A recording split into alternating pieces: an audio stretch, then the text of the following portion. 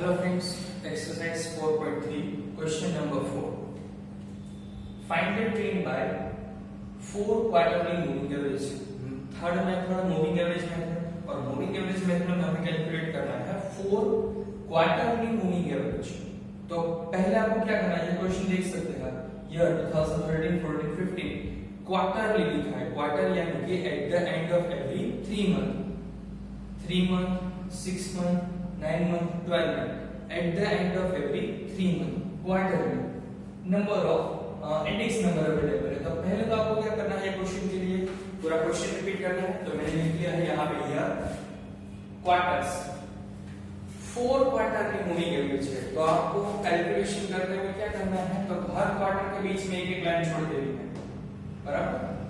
First आप लोगों को फर्स्ट और लास्ट दोनों में लास्ट 2 ईयर्स की इंफॉर्मेशन काउंट नहीं करनी होती है। तो यहाँ क्वार्टर होता है तो फर्स्ट 2 क्वार्टर और लास्ट 2 क्वार्टर का कैलकुलेशन नहीं करना, इसलिए यहाँ मैंने लाइन नहीं छोड़ी। लेकिन आप छोड़ सकते हो, देख सकते हैं आप हर एक क्वार्टर के बीच में एक लाइन छोड़ी गई। उसके बाद क्या किया, क्वार्टर में डिटाइनिंग लिख दिया, first, second, third, fourth, 5, 6, 7 up to 12, क्योंकि 3 ईयर का 4 क्वार्टर है तो 12 टैक्स में कैलकुलेशन करना ही होगा। उसके बाद मैंने इंडेक्स नंबर लिख दिया हर एक क्वार्टर के सामने। अब आपको करना है 4 ईयरली मूविंग टोटल। तो 4 ईयरली मूविंग टोटल के लिए क्या करेंगे, तो फर्स्ट 2 को छोड़कर वहां जो लाइन है वहां टोटल करना है 110 प्लस 110।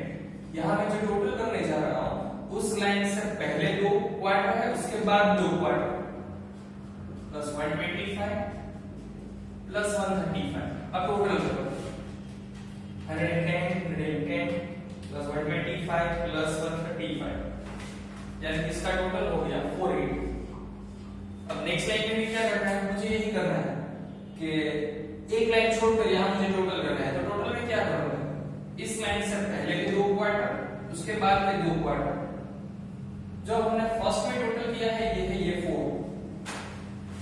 अब मुझे एक लाइन छोड़ देनी है ऊपर से और निचले वाले लाइन मुझे ऐड करनी है। तो अब मैं करूंगा क्या, ये टोटल है वो मैंने लिया क्योंकि ऑलरेडी ये फर्स्ट 4 का टोटल तो था, उसमें से ये मैं माइनस कर दूंगा फर्स्ट जो मुझे रिमूव करना है, और लास्ट वाला जो मुझे ऐड करना है वो मैं ऐड कर दूंगा। ये कैलकुलेशन थोड़ा इजी रहेगा, हर बार मुझे याद नहीं रखना पड़ेगा। अब मैं क्या करूंगा, सिंपली 1 2 3 4 तक तो था, उसके बाद वाला 145 कर दिया, उसके बाद वाला 145 के बाद यहाँ 152, उसके बाद वाला 155, उसके बाद 168। एक लाइन छोड़ के मैं पूरे टोटल लिख देता हूँ 131 प्लस 124 प्लस 132 प्लस 153 पूरा आ गया। और ये 110 से मैंने माइनस करना शुरू किया, उसके बाद फिर से माइनस 110, उसके बाद माइनस 125, उसके बाद माइनस 135, उसके बाद माइनस 145, उसके बाद माइनस 152, उसके बाद माइनस 155, उसके बाद माइनस 168। अब जो टोटल आएगा वो रिपीट कर देना। फर्स्ट का टोटल मैंने ले लिया 480, अब कैलकुलेशन करूंगा 480 माइनस 110 प्लस 145, ये हो गया 550। अब यही टोटल मुझे यहाँ लिखना है 550। एक्चुअली में है कुछ नहीं, टोटल ऑफ 4 क्वार्टरली करना है, 4 मूविंग क्वार्टरली टोटल करना है। लेकिन ये कैलकुलेशन इजी रहेगा, हर बार ये 4 का टोटल करो, अगर कोई एक भी मिस्टेक रह जाएगी ना तो आपका क्वेश्चन गलत हो सकता है। इससे बेटर हमने क्या कर लिया, फर्स्ट 4 को टोटल कर ही दिया, उसके बाद वाली वैल्यू है हमने 1 बाय 1 ऐड कर दिया। हमें मालूम है लेस क्या करना है, तो फर्स्ट वैल्यू, उसके बाद सेकंड, थर्ड, तो ये हमने लेस भी वैल्यू कर दिया। अब टोटल करते हैं, नेक्स्ट लाइन पे जाना है।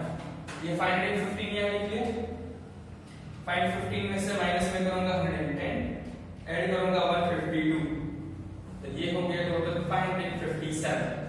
फिर से ये 557 यहां, उसमें से माइनस 125 प्लस 155, ये टोटल हो गया 587।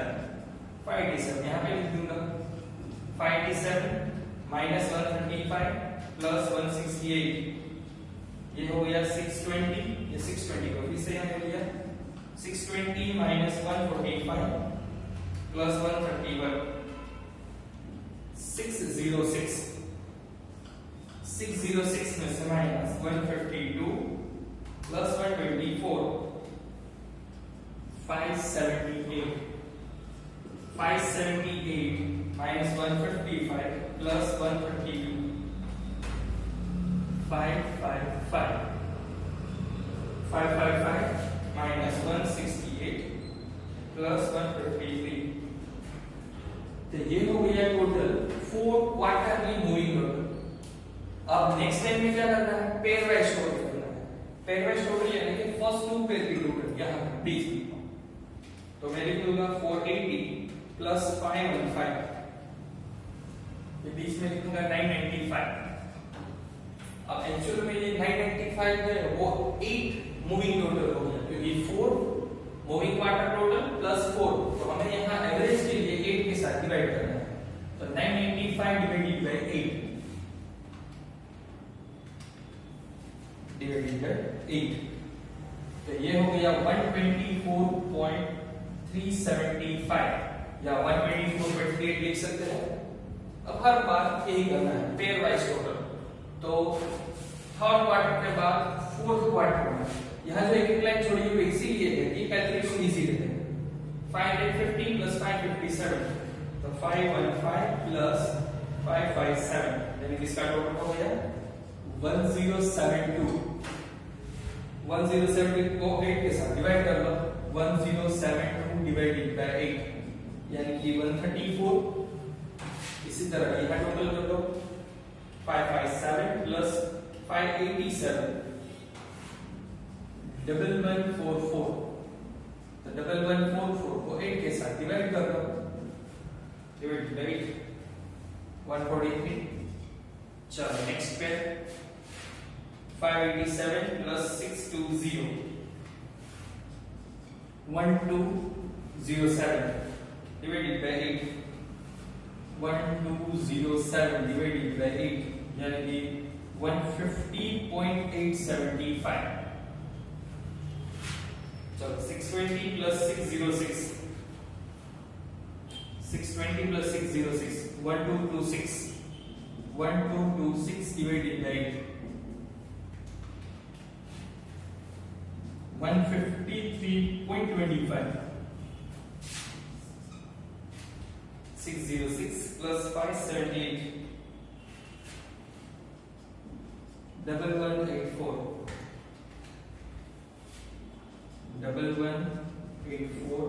डिवाइडेड बाय यानी कि 148। इसी तरह पूरा क्वेश्चन काम करना है। फिर से यहाँ भी पेयर टोटल, यहाँ भी पेयर टोटल 578।